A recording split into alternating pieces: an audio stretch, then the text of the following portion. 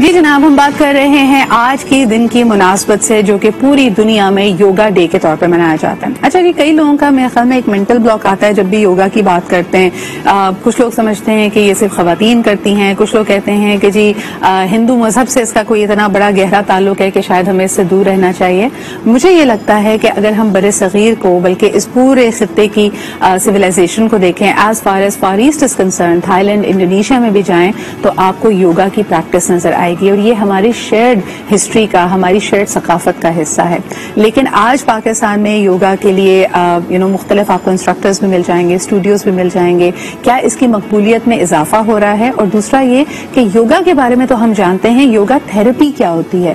क्या इससे मुख्तलिफ बीमारियों का हल, उनका इलाज, उनको रिजॉल्व करने का तरीका भी हम पा सकते हैं? आइए जानते हैं। सबसे पहले इस रिपोर्ट को देखते हैं और उसके बाद आपकी मुलाकात कराएंगे योगी मुनव्वर से, जो कि SMH स्टूडियो के नाम से अपनी योगी प्रैक्टिस यहाँ पे किए हुए हैं। अगर आप इनसे रुजू भी करना चाहें, that you can also do, but we'll find about the benefits of yoga and yoga therapy right after this report.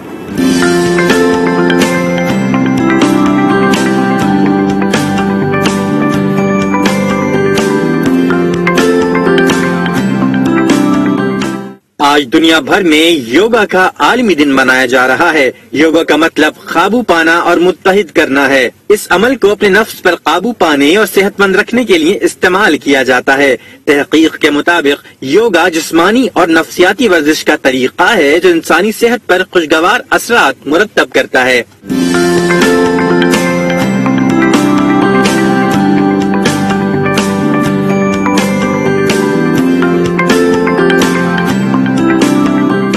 बड़े सगीर में सदियों से जिस्मानी, ज़हनी और रूहानी सेहत की आबियारी के लिए योगा किया जा रहा है। ताहम 2015 में अक़वाम मुत्तहिदा की जनरल असेंबली में 21 जून को योगा का आलमी दिन करार दिया गया। इस वक्त से हर साल आज के दिन योगा के हवाले से दुनिया भर में सेमिनार्स मुनक़्क़िद किए जाते हैं और इसकी अफादियत और आगाही के सिलसिले में प्रोग्राम मुरतब किए जाते हैं। माहिरीन के मुताबिक ज़ायदुल उमर अफराद जो अपनी याददाश्त को बेहतर और भूलने की आदत को कम करना चाहते हैं, उन्हें चाहिए कि अपने मामूलात में योगा और मुराक़बे को शामिल करें। जी जनाब, शायद आप और मैं नहीं जानते, हम अक्सर कह रहे होते हैं पोल्यूशन की वजह से, दूसरी वजूहात से, कि सांस लेना दो भर है। मुझे सबसे ज्यादा इंटरेस्टिंग बात ये लगती है कि वो योगा के थ्रू आप मुख्तलिफ तरीके से सांस लेना सीखते हैं जो कि आपके जहनी सेहत पे, आपकी मेंटल वेलबींग और आपकी फिजिकल वेलबींग पे डायरेक्टली असरअंदाज होती है। हमारे साथ मौजूद हैं योगा एक्सपर्ट सैयद मुनव्वर हुसैन। आइए जानते हैं मजीद इस बारे में। अस्सलाम वालेकुम मुनव्वर। कैसे हैं आप? बिल्कुल ठीक ठाक। सो माशाल्लाह, you have completed 200 hours and you are a certified yoga expert. फिर इसके साथ साथ आपने योगा थेरेपी के हवाले से भी बहुत सारे कोर्सेज किए। मुनव्वर, मुझे बताएं कि इस वक्त पाकिस्तान में योगा कितना मकबूल है और जो हम शुरू में अभाम की बात कर रहे थे, वो मिथ्स, वो स्टिग्मा कम हुआ है? बिल्कुल कम हुआ है। पहले लोगों में अवेयरनेस नहीं थी। आप पहली बात के लोग समझते थे कि यार योगा कुछ हिंदुइज्म से रिलेटेड है या इट्स टैबू था कि जी इट्स ओनली फॉर फीमेल्स। लेकिन आहिस्ता आहिस्ता अब ये चेंज होना शुरू हो गया। पाकिस्तान के अंदर फीमेल और मेल्स, इवन के कॉर्पोरेट सेक्टर में भी लोगों ने वेलनेस प्रोग्राम्स के नाम से स्टार्ट कर दी हैं चीजें अपने एम्प्लॉयज की प्रोडक्टिविटी को इंक्रीज करने के लिए।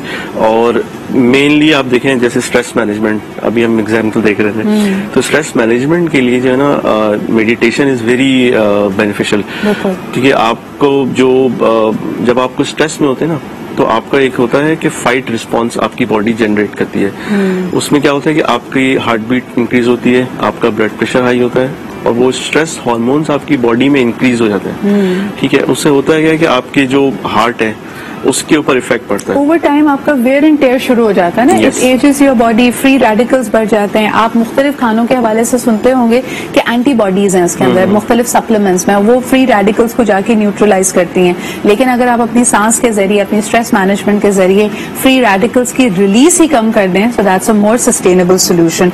मुझे ये बताइएगा कि मुनव्वर, मैं अक्सर सोचती हूँ कि जो हम लोग आजकल फिटनेस की तरफ हमारा रुझान ज्यादा है कि हम अपनी हेल्थ का ख्याल रखें। अनफॉर्चुनेटली एक बड़ा वेस्टर्न मॉडल है और उसके अंदर अगर हम देखें, हम जिमिंग को ना बहुत हमने उसको एक आर्मी ट्रेनिंग बूट कैंप की तरह बनाया हुआ है कि उसमें आप वेट्स उठा रहे हैं, HIIT कर रहे हैं, हिट हो रहा है या फिर कार्डियो कर रहे हैं। बेनिफिट्स ऑब्वियसली दोनों के होंगे अगर आपका एम स्ट्रेंथ ट्रेनिंग है। योगा का सबसे बड़ा बेनिफिट फ्लेक्सिबिलिटी है जी। आप क्या समझते हैं कि हमारे यहाँ लोग फ्लेक्सिबिलिटी को अपनी हेल्थ एंड फिटनेस में प्रायोरिटाइज करते हैं? नहीं करते, बिल्कुल नहीं करते। और ये एक डिलेमा है। अगर आप, मैं कहता हूँ, कोई भी आप फील्ड में ना, चाहे आप स्पोर्ट्स पर्सन हैं, अगर आप जिम कर रहे हैं, अगर आप हिट कर रहे हैं या बूट कैम्प कर रहे हैं, योगा इज अ कैटलिस्ट। किसी भी फील्ड में आप हैं, अगर आप योगा कर रहे हैं, जैसे आप कहते हैं ना, वो जो जिम वाले होते हैं वो प्री या पोस्ट प्रोटीन करते हैं, ठीक है ना। हाँ। अगर आप वो प्री और पोस्ट योगा स्ट्रेचेस करते हैं जिमिंग के बाद या बूट कैम्प के बाद, तो आपके मसल्स रिलैक्स करता है, आपके मसल्स को, और आपकी बॉडी में जब फ्लेक्सिबिलिटी आती है ना, तो आपकी इंजरीज कम होती हैं। जो लोग जिमिंग करते हैं या बूट कैम्प, क्योंकि आप स्पाइन मेन चीज है। देखिए, ब्रेन के बाद अगर आपकी बॉडी में जो, अगर हम देखें तो स्पाइन होता है, और योगा में हम 3-4 ऐसे पोस्चर्स होते हैं, फॉरवर्ड, बैकवर्ड, रोटेटिव, 5 होते हैं। इसमें क्या होता है कि आपकी स्पाइन फ्लेक्सिबल होती है। जब आपकी स्पाइन फ्लेक्सिबल होती है ना, तो आपकी समझे 60-70% डिजीज वैसे ही कंट्रोल हो जाती है। और अल्लाह ताला ने बनाए उसको फ्लेक्सिबिलिटी के साथ। उसके अगर आप मोहरे देखते हैं तो आपको मैक्सिमम एजिलिटी और मूवमेंट के लिए दिया है, लेकिन हम वक्त के साथ साथ उसको खराब कर लेते हैं। अच्छा, मुझे बताएं, ब्रीदिंग, जिस तरह हम अभी थोड़ी देर पहले भी बात कर रहे थे, there several types of breathing जो कि योगा आपको बताता है। कॉमन मिस्टेक्स एक आम आदमी ब्रीथ करते हुए क्या करता है?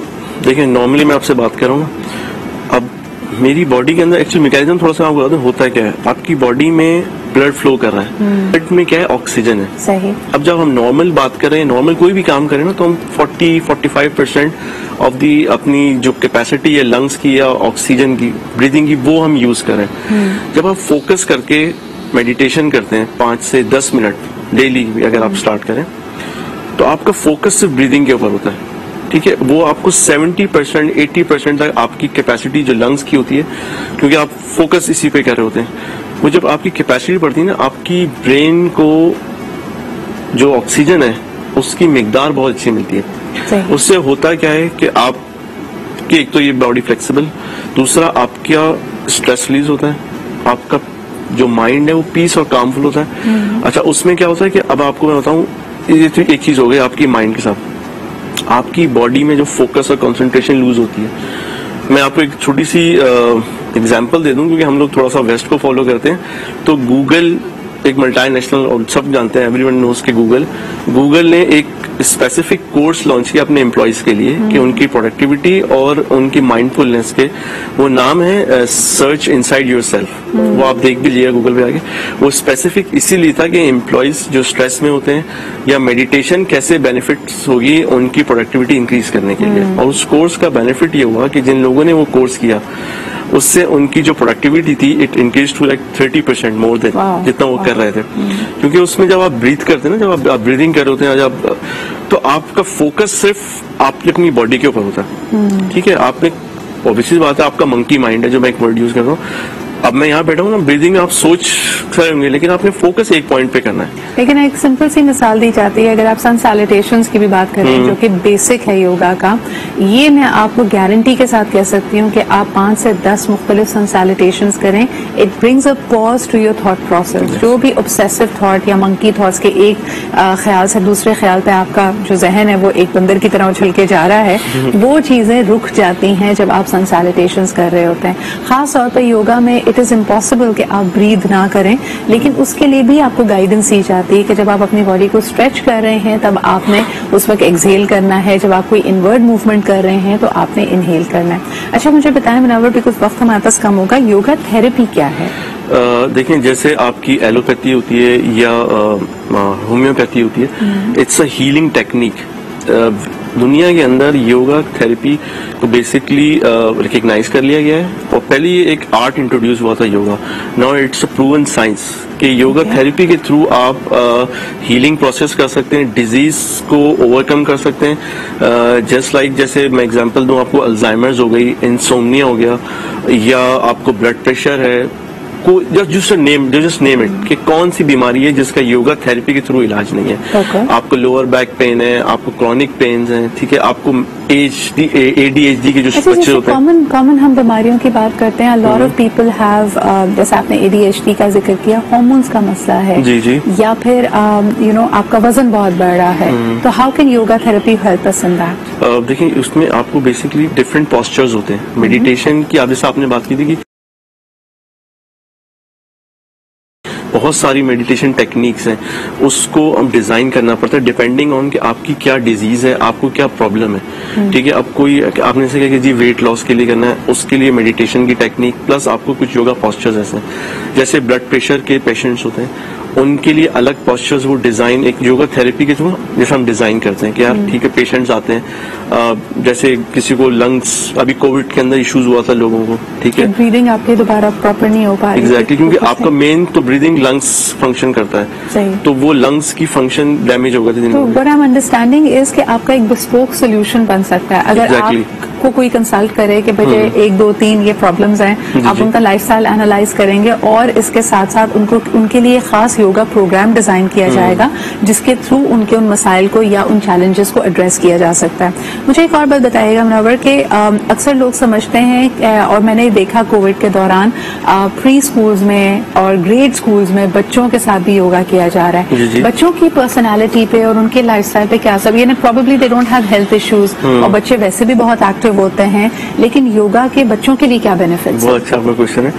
जापान के अंदर क्लास स्टार्ट होने से पहले 10 to 15 मिनट्स की मेडिटेशन करवाई जाती है। इट्स बिकॉज देखिए बच्चे, आपने कहा ना कि बच्चे एक्टिव होते हैं, अब आजकल के बच्चों में क्योंकि मोबाइल टेक्नोलॉजीज वगैरह की इन्वॉल्वमेंट बहुत है, तो एक तो एग्रेशन उनकी पर्सनैलिटी में आ गई है, secondly loose of concentration.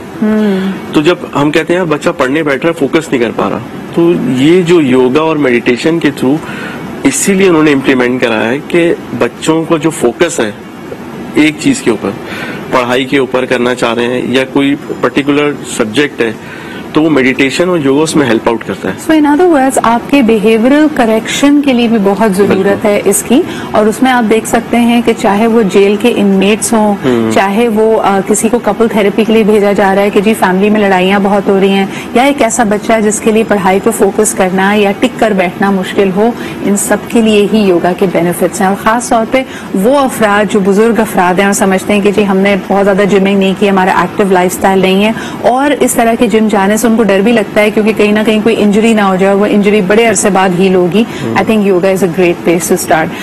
If people want to get in touch with you, वो किस तरह आपसे राब्ता कर सकते हैं? मेरा फेसबुक पे भी पेज है योगी मुनव्वर SMS लाइफस्टाइल, इंस्टाग्राम पे भी है, मेरा फोन नंबर आप लोगों के पास भी है, तो अगर कोई चाहे तो इनसे लेके पूरा डिजाइन करते हैं योगा थेरेपी में। अगर आपको कोई क्रॉनिक डिजीज है या अगर आपने वेट लॉस करना है या आपको कोई भी मेंटल हेल्थ इश्यूज हैं तो